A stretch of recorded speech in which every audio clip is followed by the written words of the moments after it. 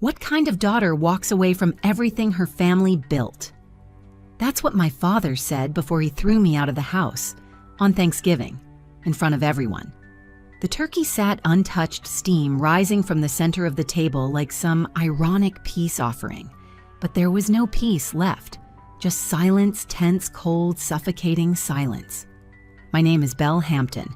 I'm 28 years old, and on that day, I wasn't just cut off, I was erased. We were sitting in the dining room of my childhood home in La Jolla, San Diego. My mother had lit the good candles. Chase had brought a bottle of Pinot that probably cost more than my monthly grocery budget used to. Everything looked perfect, except it wasn't. It hadn't been for years. Across the table, my father, Douglas Hampton, glared at me like I had just committed treason. In his world, I had, because in his world, family meant one thing: legacy, specifically his legacy. Hampton and Associates, the law firm he'd spent 35 years building, was more than just a business. It was a monument to himself, a dynasty he believed we were all born to serve. Chase, my older brother, had followed the blueprint perfectly. Harvard Law, top of his class, junior partner before 30, the golden child. My father never had to worry about Chase. He was the heir. And me, I was the variable. The one who colored outside the lines, the one who dared to say no. So when I opened my mouth and said the words I had been rehearsing for months, "Dad, I'm not going back to Stanford. I withdrew from law school 8 months ago," he lost it. The room went still. The silverware clinked lightly as my mother's hands trembled. Chase looked down at his plate, suddenly fascinated by the mashed potatoes. No one spoke. No one defended me. "You what?" My father hissed, each syllable cutting like glass. I withdrew, I repeated, voice steady despite the tightness in my chest. Law school wasn't right for me. I'm pursuing something else. He stood up so fast his chair screeched against the floor. "You ungrateful little brat. Do you have any idea what you've just thrown away?" My mother opened her mouth as if to intervene, but quickly closed it again, her lips pressing into the familiar tight line of silent agreement. "I gave you everything my father spat. Private school, Stanford, every opportunity. And this is how you repay me." By quitting, I didn't quit, I said, still seated, still calm. I chose a different path. Wrong answer. "You're a disgrace to this family," he said, voice cold and low. "Get out and don't come back." The last syllable hit like a hammer. No one stopped him, not even Chase. He looked away. I stood up slowly, napkin folding neatly beside my plate, my heartbeat loud in my ears, but my face unreadable.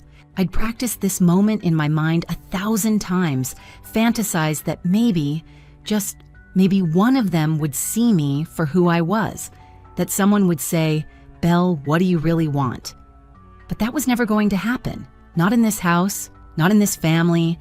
As I stepped out into the night air, the Southern California sky was cloudless. Stars shining, my father's voice still echoing in my ears.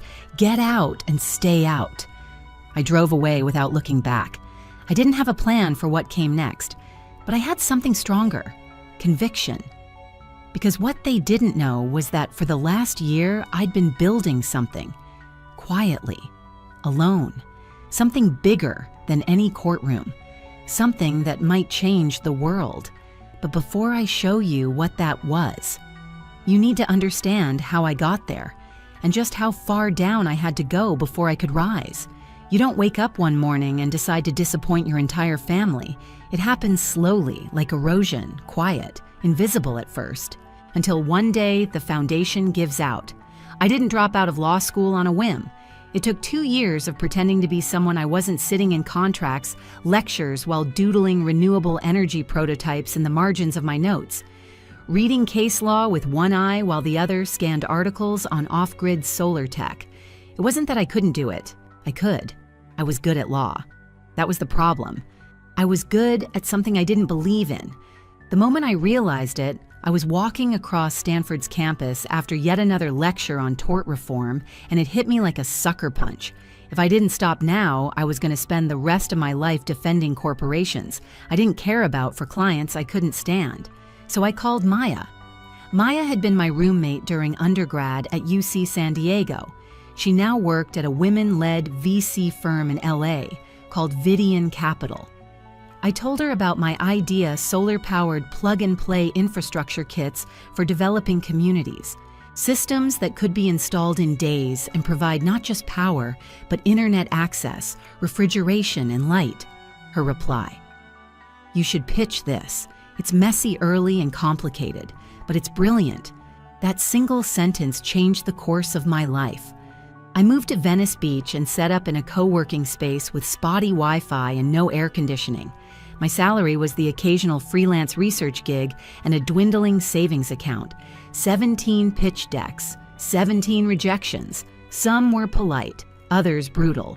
One investor told me my vision was a cute hobby for a dropout, but I kept going. Because I had this image stuck in my mind, a little girl in rural Kenya doing her homework under a solar lamp we provided, her entire world expanding because of a battery pack I helped create. That vision. It fueled me through every rejection every night. I skipped dinner to make rent every time I stared at my laptop screen, wondering if my father had been right.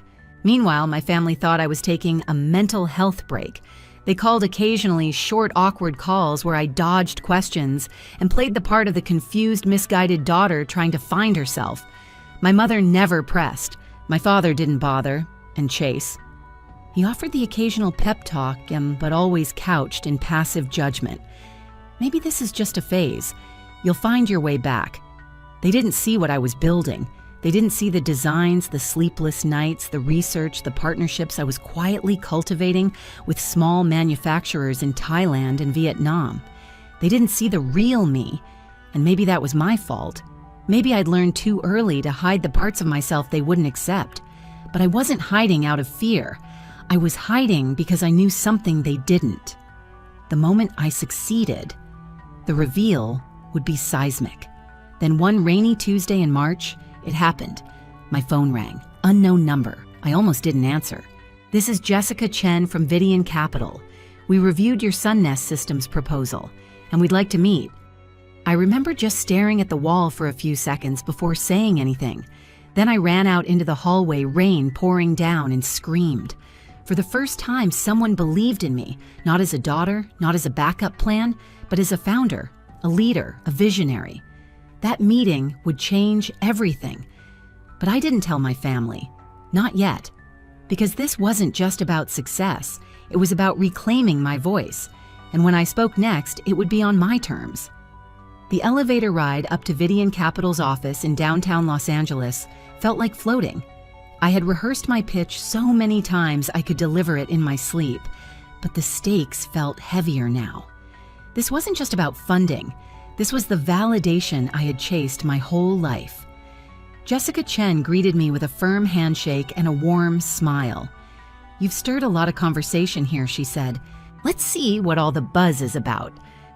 Inside the conference room, sunlight poured through floor-to-ceiling windows that overlooked the city's skyline.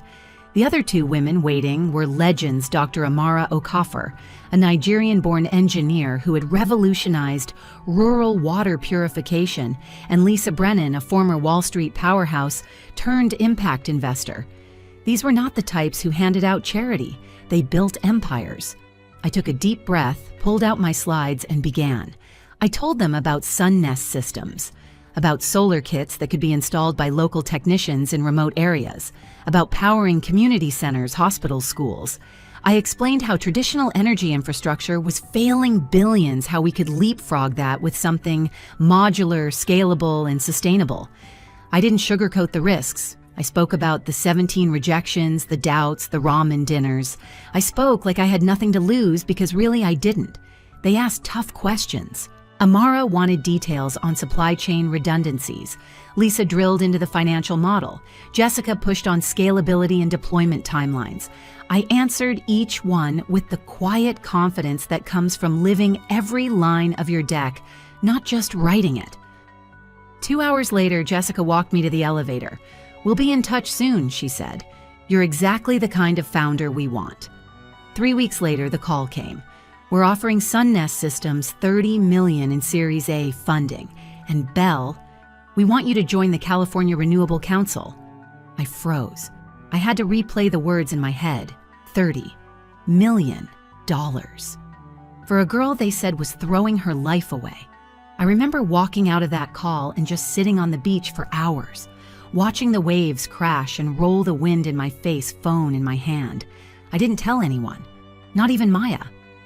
This moment, it wasn't just mine. It was a symbol, a turning point. It was the first time I realized I had built something real, something mine, and I didn't need their permission to be proud of it. Within weeks, Vidyan's legal team helped set up the company structure, hire my first 5 employees, and establish manufacturing contracts in Southeast Asia. The media caught on fast. TechCrunch, Forbes, even a feature in Fast Company about the climate gen startup you've never heard of. They called me the Stanford dropout who chose sunlight over suits. I moved into a modern loft in Santa Monica. It wasn't fancy, just clean, light-filled and mine. I bought real furniture, slept on something other than a mattress on the floor. For the first time in my adult life, I didn't wake up with dread in my stomach. But here's the part that surprised me. I didn't want to gloat. Not yet. Because even as the headlines buzzed, my father still thought I was lost. Chase continued calling once a month, checking in like I was some drifting cousin nobody wanted to ask too many questions about. He once said, "I hope you find your way soon." And I smiled because I already had. The best part, my name, Belle Hampton, had just been added to the California Renewable Council's member page. Official, public, undeniable. Still, I said nothing to my family, because this wasn't about revenge. Not really. It was about creating something so real, so valuable, that the truth couldn't be ignored forever. And the day they finally had to see it, it was coming. Thanksgiving was approaching again. A year had passed since the night my father roared across the dining room, "Get out and stay out." And despite the media coverage, the interviews, the Forbes 30, under 30 list, I had heard nothing from my parents. Not even a single congratulations. Because as far as they knew, I was still lost, still trying to find myself. And I let them believe that. Why? Because I wanted them to see it with their own eyes. I wanted the truth to confront them, undeniable, unfiltered, and on my terms. The truth was, I'd never felt more alive. SunNest Systems had already deployed its first full-scale installations in Kenya and Guatemala. We'd brought clean energy and internet access to over 5,000 people, families who could now run businesses, children who could study at night clinics that could store medicine for the first time. But back in La Jolla, I was still the family disappointment. At least that's how they treated me. The texts from my mom came less frequently. Chase would still call occasionally, usually with an undertone of concern cloaked in condescension. "You should talk to Dad," he'd say. "He's still really hurt." Hurt. Because I hadn't followed his blueprint for my life. The irony, I was now advising the state on renewable infrastructure, a role his firm had unsuccessfully chased for years. But they didn't know that, because I hadn't told them. And yet, the longer I waited, the more I realized something. They weren't just unaware they didn't want to know. They were invested in the narrative of my failure, and nothing I said would ever matter as much as what they chose to believe. So I stopped explaining. Instead, I bought a house, a $7 million oceanfront mansion in Malibu with glass walls that opened onto the Pacific and a private stairway to the beach. It was ridiculous, extravagant, glorious, and entirely mine. When the purchase hit the real estate blog's mystery young tech exec buys iconic Malibu property, I half expected someone in my family to reach out. They didn't. So I planned my next move. I RSVP'd to Thanksgiving. When I walked into my childhood home that morning, everything looked the same. Same silver platters, same perfectly folded napkins, same forced smiles. Except I wasn't the same. "Belle, you look healthy," my mom said cautiously, hugging me with one arm while stirring gravy with the other. "Are you doing okay now?" Translation: "Have you come to your senses?" I smiled politely. "Yeah, things are going really well." She didn't ask more. She didn't want to. Chase and his girlfriend Kelly were already in the living room sipping wine and dissecting a recent Supreme Court ruling like it was reality TV.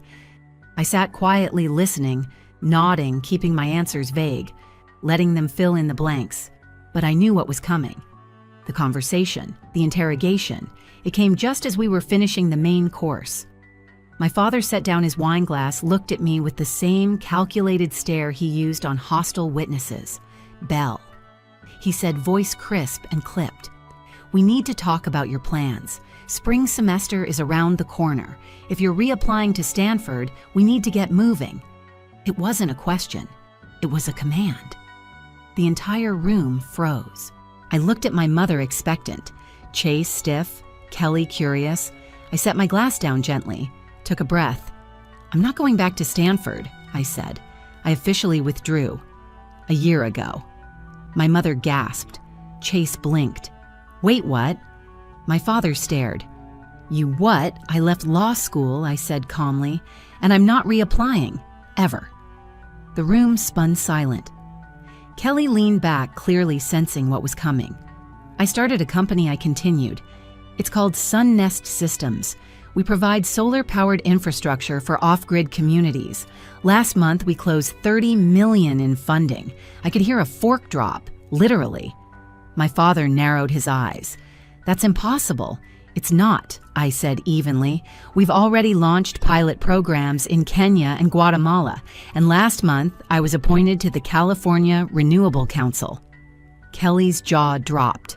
Wait, you're the one, the startup on the Impact Fund board? Yup, I said. That's me. My father stood up red in the face. You're lying. No, I replied. You just didn't think it was possible because it didn't follow your script. And that's when he snapped, get out and stay out. The same words, same volume. But this time, they didn't shake me. This time, I smiled. Gladly, I said. Because I wasn't walking away in disgrace. I was walking out as the woman they never saw coming. The next morning, I drove back to Malibu in silence. Not the defeated, heavy silence of last year, but something cleaner, lighter. I didn't cry. I didn't replay my father's rage. I didn't flinch at the finality of it. I just exhaled. The drive along the Pacific Coast Highway felt like a victory lap. The waves shimmered, the sunlight danced across the windshield, and for once I felt like I wasn't running from something, I was moving toward myself. When I got home, the first thing I did was take off my heels and walk barefoot across my polished wood floors, windows open, ocean air pouring in. The space echoed, mostly empty, but I didn't care. This house wasn't about things, it was about freedom. Then my phone lit up. 7 missed calls from Chase, 3 voicemails from my mom, 1 terse email from my father's subject line. You embarrassed us. I didn't answer any of them because they hadn't listened when I was drowning. They didn't deserve my attention now that I was soaring. Later that week, as I reviewed Sun Nest's Central America deployment schedule with Jessica from Vidian Capital, she paused mid-sentence. Oh, this is interesting, she said. We're seeing pro bono interest from a bunch of law firms. One of them is Hampton and Associates. I actually choked on my coffee. Hampton and... what? Yeah, your father's firm, right? They submitted a grant application to the State Renewable Program, something about launching an environmental justice legal clinic. I didn't respond right away. I just sat there stunned. After a beat, Jessica added, Did you know about this? No, I said slowly. They've never even mentioned environmental law. She shrugged. They must be pivoting. It's a smart market. Except it wasn't smart. It was opportunistic. I logged into the California Renewable Council's internal portal and pulled up the application. And there it was. Hampton and Associates was requesting $2 million in state funding to support vulnerable communities affected by climate inequities. I wanted to laugh. They didn't give a DMN about environmental justice. Not once in my entire childhood had my father mentioned a single cause that didn't directly elevate his firm's profile or bottom line. Now suddenly they cared. Right after I became a council member. The language was slick. The goals were lofty. On paper, the proposal looked perfect. But there was a fatal flaw. No experience, no partnerships, no credibility, and more importantly, one very large conflict of interest. I scrolled to the bottom of the page, clicked into the conflicts field, and typed, Applicant has familial relationship to council member Belle Hampton Sun, Nest Systems, CSO. Click. Submit. The rejection would be automatic. The public records would show why. In San Diego's legal circles, it wouldn't just be denied, it would be embarrassing. I didn't gloat. I didn't celebrate. I just sat there, the ocean wind rustling the curtains behind me, and felt calm. Because I hadn't orchestrated any of it. I hadn't sought revenge, but justice. It had a way of finding its mark, quietly, completely.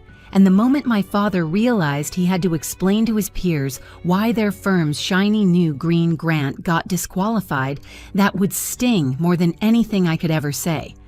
But the story wasn't quite over. Because just a few weeks later, someone else reached out, and it wasn't who I expected.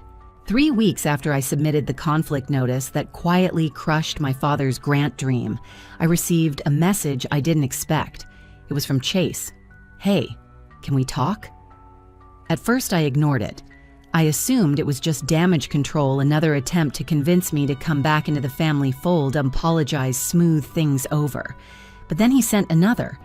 Not about Dad, about something else. Something real. I need your perspective. Curiosity won out. We met at a quiet cafe in Venice, far enough from the courthouse and corporate boardrooms he usually inhabited. He looked different. Not polished, not composed, just tired. "Belle," he said, offering a tentative smile. "You look good, better than last time." I raised an eyebrow. That's a low bar. He chuckled, but his eyes didn't sparkle like they used to. "I owe you an apology," he said. "I should have spoken up that night. A year ago. I should have defended you. Dad's always had a way of controlling the room. And I didn't want to make things worse. You didn't make them better either," I replied gently but firmly. "I know." He paused. "That's part of why I'm here." He reached into his briefcase and slid a folder across the table. Inside was a proposal, a real one, a partnership concept between his independent legal startup and SunNest Systems. He had quietly left Hampton and Associates 2 weeks earlier. "I'm done being a shadow in his empire," Chase said. "I want to do something that matters. And watching you, honestly, it made me realize I've spent my whole life building someone else's legacy." I didn't speak right away, because this was the twist I hadn't seen coming. "Chase." I said slowly, "This is solid. Surprisingly solid. But why now?" He looked down at his coffee. "Because I'm tired of pretending. You were right to walk away. I just didn't have the guts to follow." There was a long silence between us. Then I said, "If we do this, it's not a favor. You'll earn your seat." He nodded quickly. I wouldn't want it any other way. In that moment, I saw a flicker of the brother I'd missed. The boy who used to sneak me snacks during late-night study sessions. The only one who ever made me laugh when Dad was tearing me apart. Maybe he hadn't been silent because he didn't care. Maybe he'd been silent because he didn't know how to speak. Over the next few months, we built something new. Chase led a small legal arm within SunNest, focused on equitable energy access law, supporting communities we served in Kenya, Guatemala, and now Honduras. He worked under a new title, one he chose Director of Justice Partnerships. He never asked for credit. He just worked. Meanwhile, SunNest Systems continued to grow. We launched in 4 new countries. Our name appeared in government briefs, global conferences, and even an international summit on energy innovation. At the next Renewable Council meeting, a senior member joked, "Remind me again, Belle, how old are you?" I smiled, old enough to stop explaining myself. And that was the truth. I no longer needed to convince anyone, not my father, not the media, not even myself, because I had built something real, a mission, a movement, a future. And while my father might never understand the life I chose, the world certainly had. What would you do if your family disowned you? Only for your name to rise higher than theirs could ever imagine. I didn't shout. I didn't argue. I just lived, worked, built, and let the results speak for themselves. That's the power of quiet defiance. Have you ever been underestimated by your own family? Did you rise above? Share your story in the comments.